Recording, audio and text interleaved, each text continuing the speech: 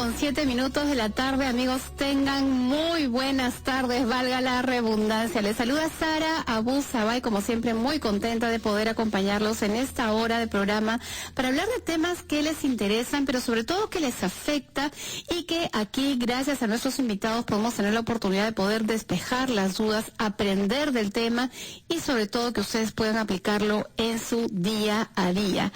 Y el día a día tiene que ver también con cosas que hacemos cada día, obviamente, y que tienen una consecuencia rutinaria, como el simple hecho de evacuar, por ejemplo, ¿no?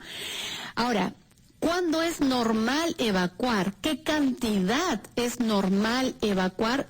Son, digamos, parte de el enfoque que queremos dar el día de hoy a nuestro tema central. Porque pónganse a pensar ustedes, y de hecho muchos deben estar empezando a identificar esa sensación de abalonamiento, sensación de llenura, sensación de que quiero evacuar pero no termino de evacuar. O de pronto han sido personas como, entre comillas, dicen, un relojito para ir al baño, y a medida que fue pasando el tiempo, de pronto esa forma de evacuar, digamos, constante, puntual, de pronto ya no está. ¿Qué es lo que puede estar pasando en nuestro cuerpo? Saben ustedes que el colon es justamente un órgano del sistema digestivo que cumple esa función importante, permitir la evacuación. Y a veces hay circunstancias que pueden estar afectando ese ritmo normal evacuatorio. A veces se trata de enfermedades, mientras que otras veces se trata simplemente de hábitos que estamos haciendo o de estilos de vida que no son tan convenientes para esta salud del colon. Imagínense ustedes que el colon, como también lo conocemos como el intestino grueso, mide 1,5 metros. Y ese es el tramo que tiene que pasar justamente esos desechos, pero también nutrientes y cierto volumen de agua para poder, digamos, ir eliminando a través de las heces. Recordemos que nosotros nos alimentamos todos los días, cada 3 a 4 horas, algunas personas cada 6 horas, y no todo lo que hay en el alimento, así sea un alimento saludable, es utilizado por el cuerpo, o a veces nuestro proceso de digestión no es eficiente y no termina justamente de procesar. Cuando estamos en este proceso de digestión, es decir, primero masticamos en la boca, pasa a nuestro estómago, ciertas enzimas van actuando sobre ciertos alimentos, sobre todo las proteínas, luego pasa a este intestino delgado donde nuevamente, sobre todo las grasas, se van digiriendo. Hay una cantidad de alimentos, sobre todo de tipo fibra y de tipo de carbohidratos especiales, que no terminan de ser digeridos, y todo esto va avanzando en el camino, llegando justamente a este intestino grueso para ser eliminados. Pero miren ustedes que cuando llega al intestino grueso, este alimento está justamente, bastante fluido, y es ahí donde hay aspectos o funciones que el colon tiene que aplicar para poder lograr una evacuación correcta. Ahora, ¿qué pasa si este colon no funciona bien? ¿Qué pasa si somos estreñidos y no le hacemos caso a ese estreñimiento? Es lo que queremos conversar el día de hoy con el doctor Héctor Velarde, quien es médico gastroenterólogo de la clínica Ricardo Palma. ¿Cómo está, doctor? Bienvenido y gracias por estar con nosotros.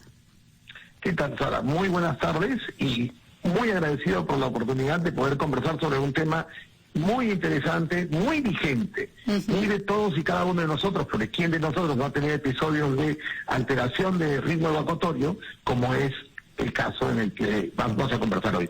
Claro, ahora, usted dice, ¿quién de nosotros no lo ha tenido? Es decir, ¿es normal tener esas alteraciones? Yo creo que todos nosotros, usualmente no debiera ser, todos debiéramos tener una dieta adecuada, todos deberíamos tener una actividad física adecuada y tratar de tener una evacuación diaria, o por lo menos más de 3 veces por semana, y cómoda y confortable. Pero las diferentes circunstancias de alimentación, de estrés, desórdenes de viajes, etcétera, etcétera, sin número de posibilidades, nos puede poner en la condición de algún tipo de evento de diarrea o de estreñimiento. Y vamos a hablar seguramente de esas circunstancias que promueven el estreñimiento, pero usted ha dicho algo que es clave. Todos deberíamos tener 3 o más evacuaciones en una semana y deberían ser confortables. Es decir, que las personas que nos están escuchando, y me pongo a pensar sobre todo en los taxistas, porque en ellos es bastante recurrente este problema, que si ellos no tienen más de 3 evacuaciones en la semana y no son cómodas o reconfortantes, ellos deberían pensar que tienen estreñimiento. Así es. Cuando hablamos de estreñimiento, cuando nos referimos a episodios de ausencia de la evacuación, por lo menos que sea mayor o superior a 3 veces por semana, y de evacuaciones que requieran mucho esfuerzo, mucha incomodidad. Puede asociarse como síntoma también aquella sensibilidad de evacuación incompleta, es decir, cuando el paciente dice, siento que no evacuó todo, siento que me falta evacuar. Claro, perdón. Doctor, yo creo que ahí me equivoqué en eso. La persona que evacúa menos de 3 veces por semana es la que debe pensar que está con estreñimiento, no a la inversa. Claro, totalmente. Ajá. Así es. Doctor, ahora, se dan casos, por ejemplo, me toca ver en mi consulta de nutrición muchas veces madres muy jóvenes con niños muy pequeñitos que hablan de que sus niños no evacúan o se demoran en evacuar o les cuesta esfuerzo. ¿Qué pasa con los niños? Bueno, en los niños tenemos 2 o 3 circunstancias que pueden afectar. Uno, definitivamente, el tema de dieta. Los niños necesitan un balance adecuado de fibra, igual que todos nosotros, un balance adecuado de fibra para poder evacuar, distinguir entre la fibra soluble, entre lo más común, las frutas, definitivamente la pulpa de las frutas, y la fibra no soluble como las verduras. Pero tiene que haber una ingesta de fibra adecuada y balanceada y ordenada para que se pueda ver el fenómeno de una evacuación diaria, por lo menos.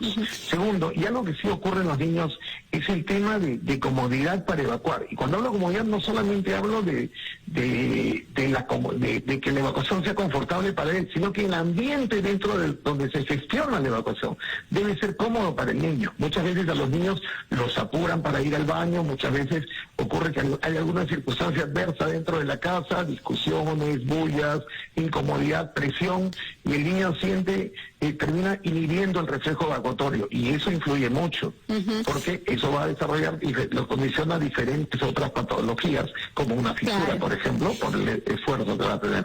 Y vamos a seguir ampliando, doctor, ese tema. Acompáñenos, por favor, a escuchar a nuestros anunciantes, y ustedes, amigos, también pueden participar con sus consultas marcando nuestras líneas telefónicas, que al volver también se las recuerdo. 5:21 de la tarde, esto es Espacio Vital. Y atención a cualquier edad que puedan tener ustedes, sean hombres, sean mujeres, sean niños, sean adultos. Si evacúas menos de 3 veces por semana, te cuesta evacuar, te quedas con esa sensación de que no has terminado, tienes esa sensación de llenura, lo más probable es que estés sufriendo de estreñimiento. Y ese es el tema central del día de hoy. Y tenemos un excelente invitado, se trata del doctor Héctor Velarde, quien es médico gastroenterólogo de la clínica Ricardo Palma. Ustedes, amigos, pueden participar con sus consultas marcando nuestras líneas telefónicas al 212-4100, 212-7165 y el 0813-140, que es la línea gratuita para los oyentes de las diferentes regiones del país. También pueden enviarnos un mensaje al 942-591-532 para poder hacer sus consultas. Así que anímense, que nuestro invitado está listo para poder responderles. Doctor, y antes de irnos al corte, nos contaba también que en el caso de los niños lo más frecuente es que a veces no se le da suficiente fruta, no se le da ensalada, se le da todo, incluso como papilla, a pesar de que ya son los niños un poco más grandecitos, y que además un punto que me llama la atención, ¿no? A veces la forma o el entorno que hacemos para que el niño vaya hace que se estreña porque lo apuramos, le exigimos, etcétera. ¿Quiere decir entonces que el estrés también puede generar estreñimiento? De alguna manera, más que el estreñimiento, inhibir el reflejo, involucra en la inhibición del reflejo evacuatorio. Lo vemos incluso en adultos, aquel tipo que está en la oficina y tiene que hace tanta actividad que simplemente disocia, anula el reflejo de evacuar. Eso altera el horario y altera nuestro ciclo circadiano. Recordemos que en tanto más tiempo, el colon tiene una gran capacidad resortiva, una gran capacidad para reabsorber líquido. En tanto más tiempo se encuentre en la polla rectal, las heces retenidas, pues va a ser mucho más difícil el momento evacuatorio, lo que va a complicar al paciente en general, porque lo va a obligar a hacer un sobreesfuerzo evacuatorio que puede involucrar fisuras, desgarros o algún otro tipo de patología. Ahora, lo que decías de la fibra me encantó, porque es importante un buen balance de fibra, tanto soluble como no soluble, en los pacientes. Muchas veces nos preocupamos solo por las hojas, solo por las verduras, pero nos olvidamos del papel importante que juegan las frutas dentro de la generación del bolo evacuatorio. Totalmente de acuerdo, doctor. Totalmente de acuerdo, doctor. Y una de las cosas que también me pongo a pensar es que en algunas etapas de la vida como que se hace más frecuente el estreñimiento. Y vamos a ampliarlo, por ejemplo, en el caso de la mujer gestante o del adulto mayor. Pero antes vamos a recibir a Judith, que está en el Callao y tiene una consulta. ¿Cómo está, Judith? Te escuchamos. ¿Cómo está, doctora Sara? Muy buenas tardes. Yo soy una señora de 67 años. Hace 4 años fui operada y no he podido recuperarme de esa operación. Me quedó dolor crónico y estoy en tratamiento y etcétera. Entonces, sufro de estreñimiento, doctora, por más que yo como vegetales, como fruta, tomo agua, pero el estreñimiento me complica porque yo soy operada de la vejiga. Entonces, ¿qué puedo hacer en esta situación? Vamos a preguntarle directamente al doctor que está ahí en línea. Doctor, ¿qué le decimos a Judith? Buenas tardes, Judith, y con todos los amigos que nos escuchan en este momento. Es importante el tema del dolor crónico, porque muchas veces los analgésicos, diferentes tipos de analgésicos, enlentecen y enlentecen el reflejo evacuatorio, enlentecen el peristaltismo y nos pueden poner en riesgo de sufrir o padecer de estreñimiento, igual como pasa con algunos antidepresivos, algunos anticonvulsivantes también, o algunos productos hormonales de otra manera. Es importante una buena asesoría del médico que le está tratando para tratar de manejar esto con diferentes tipos de fármacos que no involucren tanto, y si no, en ese caso ya tenemos tal vez que iniciar alguna medicación suplementaria. Muchas veces decimos al paciente, es importante consumir frutas, pero llega un momento que el paciente no puede consumir tal cantidad de frutas o no puede consumir tal cantidad de verduras como para poder generar un bolo evacuatorio de calidad. Lo otro que tiene que ver mucho con el dolor crónico es que se nos obliga a entrar en vida sedentaria, y el sedentarismo o la postración para los pacientes que llegan a estar en cama de manera permanente, pues definitivamente también nos pone en riesgo de padecer de estreñimiento. El colon, de alguna manera lo decimos siempre, el intestino en general, es un órgano eminentemente aeróbico y tiene que ir de la mano con la función, siempre tiene que ir de la mano con una actividad física regular. Tenemos que trabajar en eso. La ingesta de agua es importante en función del volumen de fibra que consumimos. Si yo consumo todas las verduras del mundo o todas las frutas del mundo y la fibra soluble es higroscópica, jala el agua y no consumo agua, pues no estoy haciendo mucho tampoco. Claro. Doctor, nos vamos hasta Cerro de Pasco. Ahí está Isaac con una consulta. ¿Cómo estás, Isaac? Bienvenido. Buenas tardes, doctora. Buenas tardes, doctor. Agradecer por el apoyo en cuanto se refiere a medicina y a salud por unir a la población. Isaac, perdón, no te estoy escuchando bien. Repíteme, por favor. Gracias por la atención y que Dios los bendiga. Y quiero saber la siguiente consulta, doctora. Claro que sí. Soy una persona de 60 años y he sido operado, me hicieron una proctoscopía, pero lo que pasa es de que, no sé, tengo una variable en cuanto se refiere a la evacuación. Hay veces estoy bien, hay días de que me estreño 2, 3 días, y hay días de que también voy al baño 4 o 5 veces. ¿Por qué será, doctora? Gracias por la respuesta.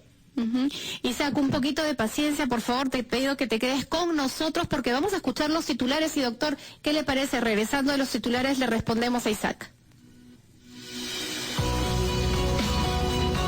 Al y hoy hablando de un tema fundamental, el problema que muchas personas tienen para ir al baño, es decir, para evacuar, para hacer popó. No importa qué edad tengas, puede ser niño, adulto, adolescente, gestante, un adulto mayor, esa dificultad se puede presentar en cualquier etapa de la vida y ustedes pueden participar con sus consultas porque estamos en línea telefónica con el doctor Héctor Velarde, quien es médico gastroenterólogo de la clínica Ricardo Palma. Y doctor, Isaac nos había hecho una consulta muy interesante. Él nos decía que le habían hecho una proctoscopía y que a veces se estriñe y a veces no. Él quiere saber por qué puede ser esto y sería bueno explicar muy brevemente qué es una proctoscopía. Es una pregunta muy ilustrativa la de Isaac porque nos permite ver dos conceptos y añadir el tema de proctoscopía. Toda persona que tiene, en quienes encontramos algún signo de alarma que tenga que ver con estreñimiento, sangrado, dolor, por ejemplo, presencia de moco persistente, amerita un estudio local que es una proctoscopía. Ingresamos con un equipo flexible, a veces rígido, a través del recto para evaluar toda la zona de canal anal y poder discriminar, y ahí está el primer concepto, entre estructura versus función. A veces puede tratarse de alguna lesión tumoral, algún problema parasitario local, una invasión amebiana, una invasión o parasitaria de otro tipo. A veces podemos encontrarnos con algún problema, como hablábamos al inicio, fisuras o desgarros del recto, o complicaciones o problemas asociados al estreñimiento, como enfermedad hemorroidal, úlceras rectales, etcétera. Y eso lo vemos con la proctoscopía. Si nuestro paciente es mayor de 45 años, el estudio debiera ser una colonoscopía completa, como siempre pregonamos ahí en la clínica Ricardo Palma, en el servicio de gastroenterología. Otra, y en general, como debiera ser en todas partes del planeta. Ahora, el tema de estructura-función era importante. Muchos podemos tener un colon normal, una zona de recto normal y tener estreñimiento, un estreñimiento funcional. Eso dependerá de algunos factores, como decíamos, la ingesta de fibra, la cantidad de líquido, la actividad física que desarrollemos, pero no podemos dejar de lado otros factores como el tema de la microbiota. A la luz de los tiempos actuales, los conceptos sobre la calidad, lo que llamamos flora intestinal, los conceptos sobre la calidad de la flora intestinal son importantes y es meritorio hacer un estudio en cada una de las personas que tienen alguna alteración de ritmo locotorio, sea diarrea o estreñimiento. Los estudios de ese, por lo tanto, o a veces también las pruebas de aliento son importantes. Y lo otro que nos dijo Isaac es el tema de la alternancia, diarrea y estreñimiento, días de diarrea, días de estreñimiento. Eso puede tratarse de un problema, como decíamos, de microbiota, de flora intestinal, puede ser un problema parasitario, puede ser alteración de alguna mala asimilación de alimentos. Tenemos intolerantes a la lactosa, tenemos celíacos, por ejemplo, que cada vez encontramos más. Claro, entonces eso quiere decir, doctor, que Isaac debería ir a una consulta con el gastroenterólogo para investigarlo un poquito más. Vamos a ver qué nos está consultando Luis, nos está llamando desde San Borja. ¿Cómo estás, Luis? Bienvenido. Señorita, buenas tardes. Buenas tardes. Señorita, yo tengo un problema bien fuerte con mi hijito de 14 años. ¿Cuál es? Es un niño especial desde que ha nacido. Mi hijo cuando nació sin anito. ¿Ya? Entonces lo que han hecho es, después de 2 años le han construido su anito para que defeque. Pero el problema es que él no siente defecar.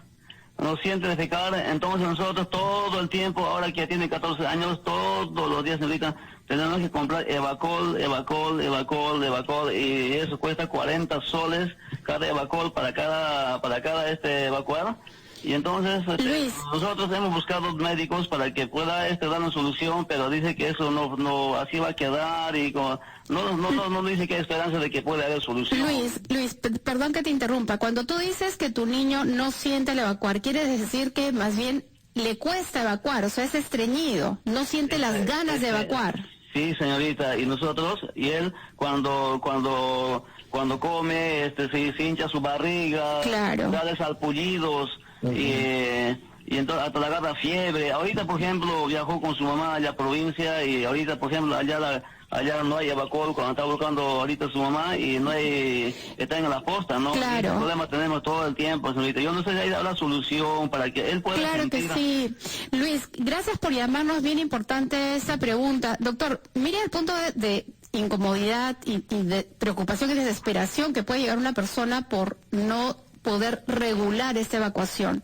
Luis va a tener que utilizar laxantes como el Evacual. ¿Siempre hay otra alternativa que puede hacer? tenemos alternativas como suplementos de fibra que podemos, o suplementos de fibra no soluble que podemos trabajar en estos pacientes. Tenemos azúcares absorbibles que podemos trabajar en estos pacientes. Importante el tema del antecedente quirúrgico, probablemente un ano imperforado o probablemente algún otro trastorno parecido donde se pierde, o un gesto donde se pierden los ganglios que le dan sensibilidad a la ampolla rectal, por lo tanto no hay reflejo definido el reflejo evacuatorio.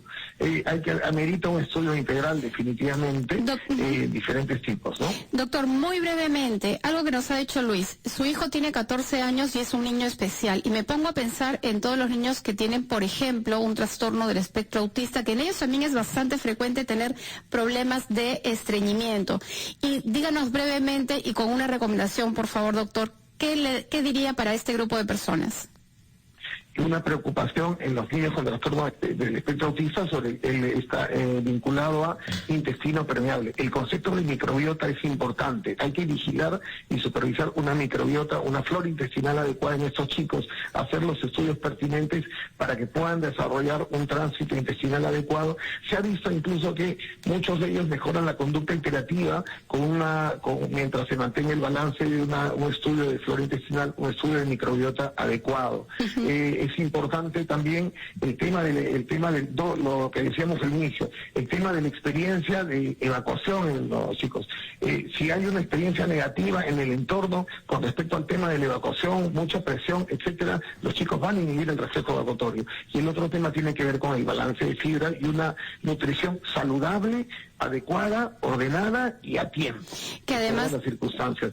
Que además también podemos extenderlo para todos los grupos de edad. Doctor, muchísimas gracias por haber estado con nosotros. Siempre ese tema que es tan frecuente a veces se nos queda corto, pero quiero agradecerle nuevamente por su participación el día de hoy en Espacio Vital. Muchas gracias, doctor. Muchísimas gracias, muchas gracias. Y ustedes, amigos, no se nos muevan, es momento de escuchar los anuncios, pero cuando regresemos tenemos las líneas totalmente disponibles para que ustedes puedan hacer sus consultas sobre nutrición. Y aprovecharé para explicar un poquito también sobre la microbiota. Ya regresamos.